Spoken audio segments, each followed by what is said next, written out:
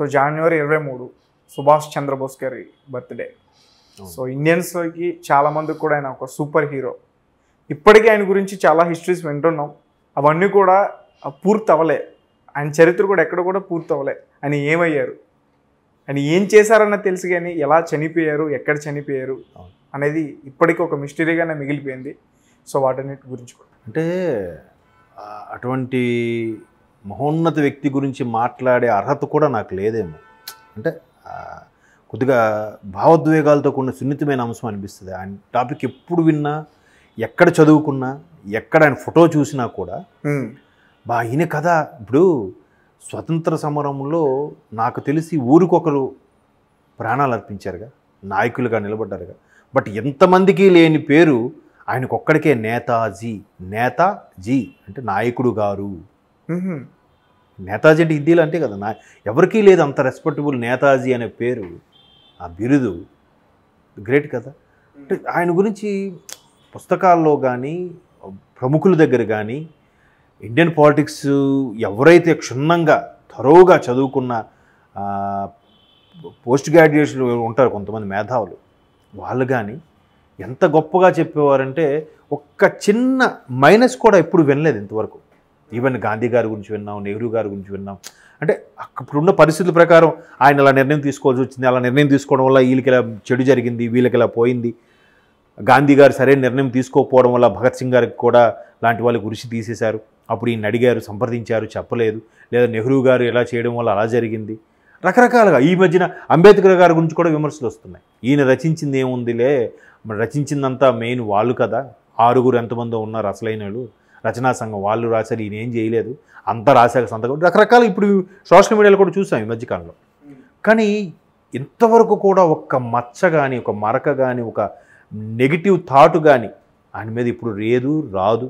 ఇంతవరకు ఎక్కడ స్టేట్మెంట్ కూడా లేదు. అంత గొప్ప వ్యక్తి నేతాజీ. నిజంగా మీరు అన్నట్టు ఆయన వారసులు అవి ఎక్కడున్నారో తెలియదు, కానీ ఒక 10 years 20 years బ్యాక్ ఆయన మనవరాలు ఎవరో పోటీ చేశారు అన్నట్టు కూడా, మన జనరల్ ఎలక్షన్స్లో పోటీ చేసినట్టు కూడా వార్తల్లో చూసాం. ఎప్పుడో ఎన్నో 2వ జనరేషన్ 3వ జనరేషన్ సంథింగ్. అయితే ఇట్లాంటి సుభాష్ చంద్రబోస్ నిజంగా నేతాజీ అనే పేరుకి సార్థకత. ఈ మధ్యకాలంలో మీరు డెవిల్ అనే సినిమా ఒకటి వచ్చింది కళ్యాణ్ రామ్ గారిది. అవును, అది చూడండి. అసలు అంటే అప్పట్లోనే అసలు భారతదేశ పరిస్థితి ఎంత సిరి సంపదలు ఉన్న దేశమే, కానీ టెక్నాలజీ పరంగా కాని దేశం. అటువంటి టైంలో కూడా, అటువంటి వ్యక్తులను కూడా అందరూ స్వాతంత్రం కోసం పోరాడాలంటే ఆయన ఒకటే అన్నాడు, మీరు నాకు మీ రక్తాన్ని దారిపోయండి, నేను మీకు స్వాతంత్రాన్ని ఇస్తానన్నాడు. ఒకటే మాట. అది ఎంత అంటే నరాలు నెక్కపొడుచుకునేలాంటి స్టేట్మెంట్ అది సుభాష్ చంద్రబోస్. ఆయన మీద ఇంకో క్రెడిట్ కూడా ఉంది. ఏంటంటే మొట్టమొదటి ఇండియన్ ఐపీఎస్ ఆఫీసర్ కూడా సుభాష్ చంద్రబోస్ అని చెప్తారు చాలామంది. అంటే అంత మేధావి కదా, అంత మేధావి. వెస్ట్ బెంగాల్ అతను. అయితే ఎంత చాకచక్యంగా బ్రిటిష్ వాళ్ళంటే రవి అస్తమించిన సామ్రాజ్యం, వాళ్ళ దగ్గర లేని ఎక్విప్మెంట్ లేదు, వాళ్ళ దగ్గర లేని టెక్నాలజీ లేదు. First technology, first equipment, first అన్నీ వాళ్ళే కదా.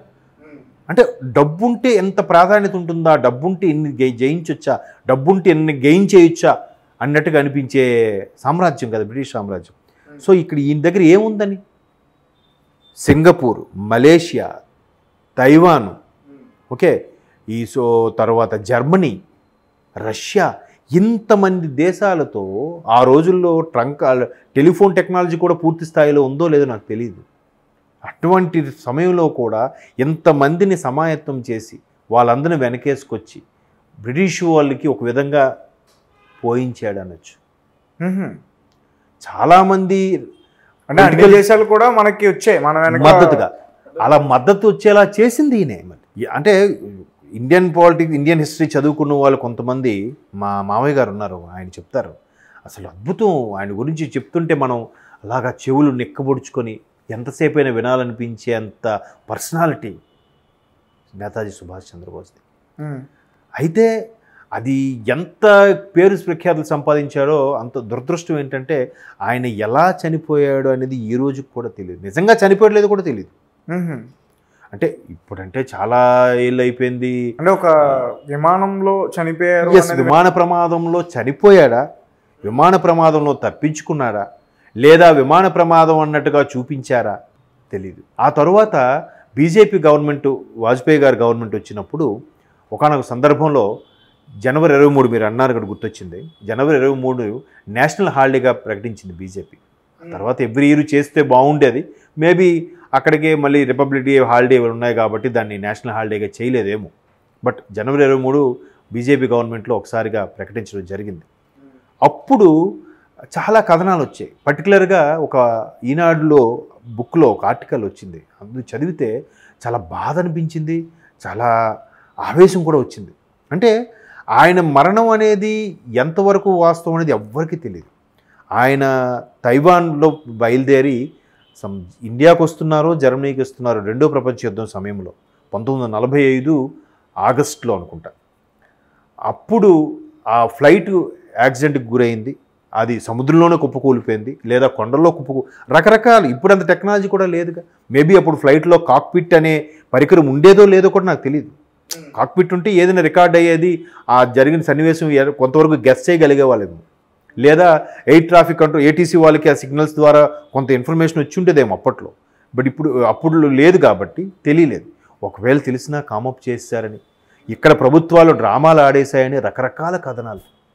అది దాన్ని ఆ మరణానంతరం ఆయన్ని పట్టుకోవడానికి కూడా ప్రయత్నించి, ఎందుకు రెండవ ప్రపంచ యుద్ధంలో జర్మనీకి మద్దతుగా నిలిచారు ఈయన.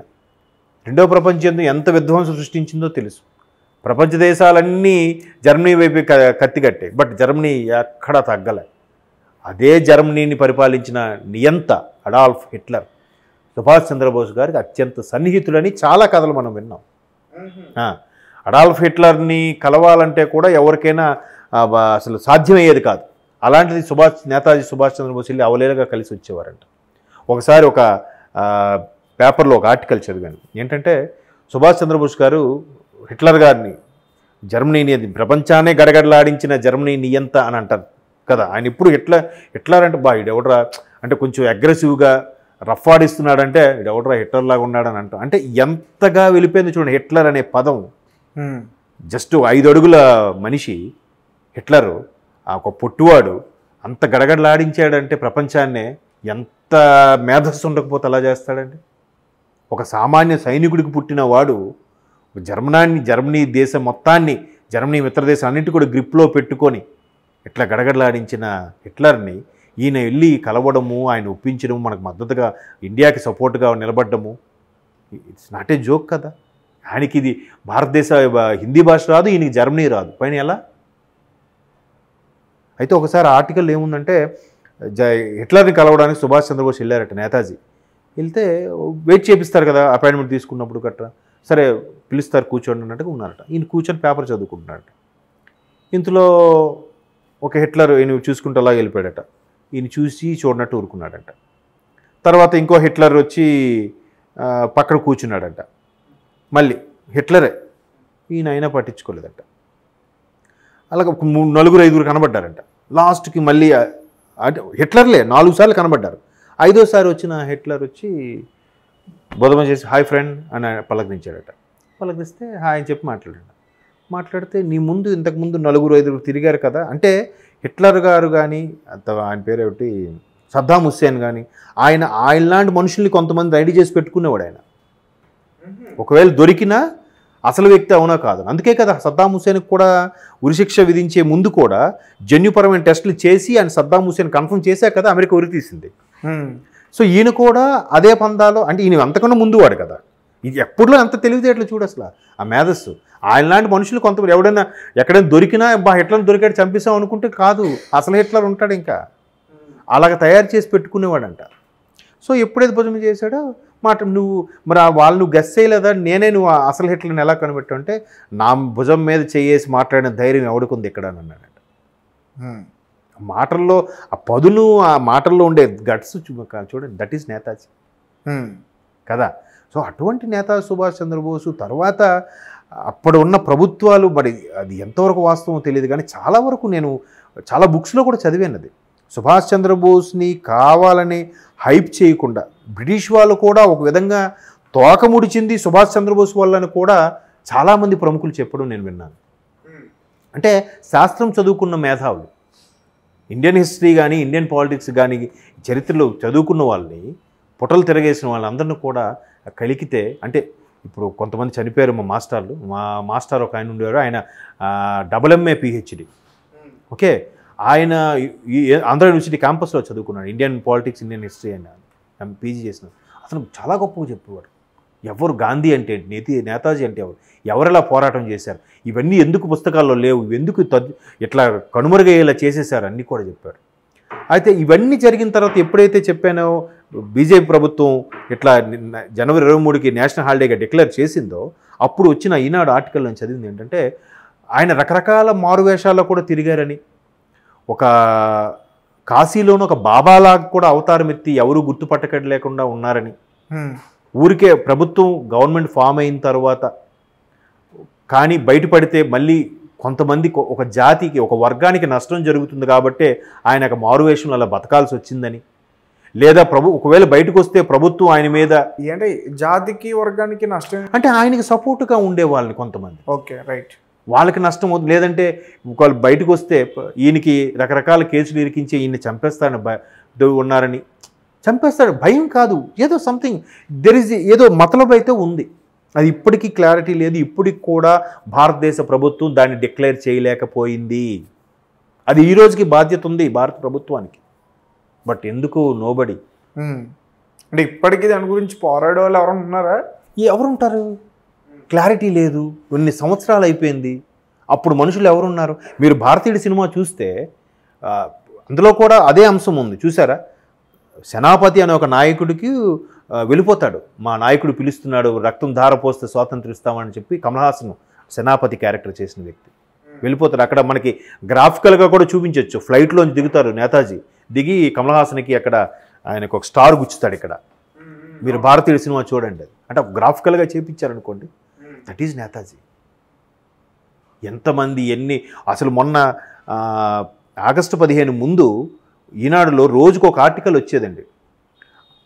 నేతాజీ కోసం పనిచేసిన ఒక అమ్మాయి తన భర్త బ్రిటిష్ గవర్నమెంట్లో పోలీస్ ఆఫీసర్గా ఉండి నేతాజీని పట్టుకోవడానికి నియమించిన ఆఫీసర్ అయినా కూడా ఈయన ఆమెకు ట్రైనింగ్ అయ్యి వచ్చి భర్తకు కూడా లెక్క చేయకుండా నేతాజీ విషయాలు చెప్పలేదంట. ఆఖరికి భర్త కూడా బ్రిటిష్ వాళ్ళతో కలిసి చాలా హింసించాడు, అయినా చెప్పలే. ఆఖరికి ఆవిడ్ని అండమాన్ జైలుకి ఎక్కడికో ట్రాన్స్ఫర్ చేసి తన యొక్క రొమ్మును కూడా కోసేసే ప్రయత్నం చేసినా కూడా ఆవిడ నోరెప్పలేదట. నేతాజీ ఎక్కడున్నారు, ఏ దేశంలో ఉన్నారు, ఎలా ఉన్నారని. మీరు రీసెంట్గా డెవిల్ సినిమా చూస్తే మీకు అర్థమవుద్ది నేతాజీ ఎలాగా కనబడకుండా ఇన్ని దేశాలని సమాయత్తం చేసి వాళ్ళు సపోర్ట్ తీసుకొని బ్రిటిష్ ప్రభుత్వానికి ఎలా గడగడలాడించాడనేది మనకు అర్థమవుతుంది. అది అందులో సినిమాలో చూపించింది ఒక 10% నాకు తెలిసి. అంత గొప్ప నేత, అందుకే నేతాజీ, ఇంకెవరికీ లేదు ఆ పేరు. సుభాష్ చంద్ర, ఆ పేరు వింటేనే ఒక వైబ్రేషన్ కదా. నేతాజీ అనేది ఇంకే ఎంతమంది నాయకులు ఉన్నారు, ఎవరికి ఉందా అంత గొప్ప పేరు? కానీ ఇప్పటికీ భారత ప్రభుత్వానికి ఆ బాధ్యత ఉంది. అంత్యక్రియలు అంటారా, తెలుసుకోగలుగుతారా? ఎందుకో మరి దాని మీద ఒక కమిషన్ వేసి ప్రయత్నం చేశారు. గతంలో ప్రయత్నాలు అయితే జరిగాయి, బట్ పూర్తి స్థాయి రిపోర్ట్ ఎక్కడ కూడా సబ్మిట్ చేయలేదనే ఒక వాదం ఉంది. అది పూర్తిగా కమిషన్ కూడా కొన్ని నిజాలు బయట పెట్టలేకపోయింది, తెలిసినా కూడా బయట పెట్టలేకపోయింది. కొన్ని ఒత్తిళ్ల వల్ల కూడా దాచబడ్డాయి అని కూడా ఒక వాదం ఉంది. మనకి సామాన్యులు మనకేం తెలుస్తుంది? పెద్ద పెద్ద తలకాయలు, ఆ పెద్ద పెద్ద తలకాయలు కూడా ఇప్పుడు లేవు. అసలు ఏం జరిగిందని చెప్పడానికి ఎవరున్నారు? ఓకే, స్వతంత్ర సమరయోధులు ఎవరున్నారు? ఉండొచ్చు, మన ప్రాంత స్వతంత్ర సమరయోధులు కాదు. ఎవరైతే ఇండియన్ దాన్ని ఏమంటారు national INA Indian national army అని పెట్టింది ఆయన. జై హింద్ అని నినాదం ఇచ్చింది ఎవరబ్బా? ఈ రోజుకి మనము ఏ సభ అయినా ఏది జరిగినా కూడా అన్ని కార్యక్రమం అంతా అయిపోయిన తర్వాత జనగణమన పాడేసిన తర్వాత జై హింద్ అంటాం. ఆ నినాదం ఇచ్చింది ఎవరు? సుభాష్ చంద్రబోస్, ఇంకెవరు కాదు. నేతాజీ సుభాష్ చంద్రబోసే జై హింద్ అని నినాదం ఈ రోజుకి కూడా మనం చెప్పుకుంటామంటే ఎంత ఒక్కొక్క వర్డ్ ఎంత తోటా లాంటి వర్డ్స్ చూసారా కదా. చెప్తుంటేనే నాకు నిజంగా ఆవేశం వచ్చేస్తుంది. That is Netaji. అంతే మరి ఒక విధంగా మన దౌర్భాగ్యం అనుకోలేము అటువంటి విషయాలు పుస్తకాల్లో లేకపోవడం. ఎక్కడైనా మీరు విగ్రహాలు చూసారా? ఇవాళ రేపు ఒక 5 ఏళ్ళు పరిపాలించిన రాజకీయ నాయకులు పెట్టేస్తున్నారు విగ్రహాలు. ఈయనది ఎక్కడో మచ్చుకి అక్కడ ఇక్కడ, అది కూడా ఇరిగిపోయి టోపీ ఇరిగిపోయి సెల్యూట్ చేసిన చెయ్యి ఇరిగిపోయి అన్నట్టు ఉంటాయి. అటువంటి విగ్రహాలు ఎక్కడున్నాయి కదా. కాబట్టి ఇవన్నీ అనుకుంటే ఒక విధంగా ఎమోషనల్గా బాధ అనిపిస్తుంది. బట్ నేతాజీ మీరు బాగా గుర్తు చేశారు. రేపు 23 Subhash Chandrabose birthday. Okay, birthday కాబట్టి అటువంటి మహనీయుడిని స్మరించుకోవడం, నిజంగా మీరు ఆ క్వశ్చన్ అడగడం మీ ద్వారా ఇట్లా నా ఎమోషన్ని బయట పెట్టడం నాకే కొంచెం హ్యాపీ అనిపిస్తుంది. పోన్లే కనీసం తలుచుకున్నాం. ఇటువంటి మహోన్నతమైన వ్యక్తి గురించి కొద్దిమందికైనా చెప్పాలి, తెలియాలి, భావితరాలు తెలియాలి. అసలు చాలామంది చరిత్ర ఎందుకు ఏముంది అంత సైన్స్ అని అంటారు. చరిత్ర లేనిదే భవిష్యత్తు లేదు, చరిత్ర తెలియందే భవిష్యత్తు లేదు. మీరు అబ్జర్వ్ చేయండి, సౌత్లో ఉన్న వాళ్ళందరూ ఇంజనీర్లు, డాక్టర్లు, టెక్నాలజీ ఉన్న వాళ్ళే, సాఫ్ట్వేర్ ఇంజనీర్ వాళ్ళే. నార్త్ వాళ్ళందరూ మీరు క్వాలిఫికేషన్ ఎవరు చూసినా, ఏ ప్రముఖుడికి చూసినా BA economics, BA civics, BA Indian history, Indian politics, వీటి మీద ఉంటుంది వాళ్ళు అందుకే కింగ్స్ అయ్యారు. మన కింగ్ మేకర్లుగానే ఉండిపోయాం. వాడు కంపెనీ పెడుతున్నాడు, మనం పని చేసుకుంటున్నాం. వాడు ఎంప్లాయర్, మనం ఎంప్లాయ్. That is north. వాడేం మనకన్నా తోపేం కాదు. వాడు మూలాలు తెలుసుకుంటున్నాడు, హిస్టరీ తెలుసుకొని భవిష్యత్తులోకి వెళ్తున్నాడు. మనం ఎంతసేపు టెక్నాలజీ తెలుసుకుంటున్నాం. సో అది వేరే సబ్జెక్ట్ అనుకోండి. సో వన్స్ అగైన్ నేతాజీని స్మరించుకోవడం చాలా హ్యాపీగా ఉంది. మీరు అడిగినందుకు కూడా మీకు ఫస్ట్ టైం నేను థ్యాంక్స్ చెప్తున్నాను.